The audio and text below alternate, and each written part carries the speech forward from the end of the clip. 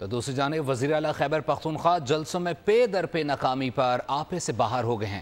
مسلح بغاوت کی دھمکی دے دی. ان کا کیا کہنا تھا آپ کو سنواتے ہیں. اور نوجوانوں، اگر تم اپنے باپ کی اولاد ہو تو ضرور یہ بیان دینا کہ تم پھنس گئے تھے اور اس کے بعد تمہیں ہم نے چھوڑ دیا اس ظلم کے باوجود جو تم کرتے رہے. اگر کوئی گولی برسائے گا اس پہ گولی برسائی جائے گی. تم ایک گولی چلاؤ گے ہم 10 چلائیں گے. تم ایک ٹیئر گیس مارو گے ہم 10 ماریں گے. تم ایک لاٹھی مارو گے ہم 10 ماریں گے. کوئی یہ سمجھتا ہے کہ وہ ہمیں مارے گا تو پھر مرنے کے لیے تیار رہے. یہ میرا واضح پیغام ہے اور یہ دھمکی نہیں ہے.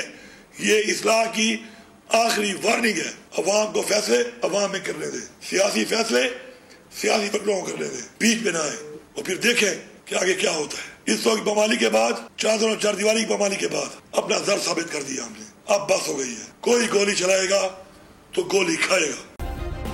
سبسکرائب کریں اور بیل دبائیں تاکہ کوئی خبر رہ نہ جائے.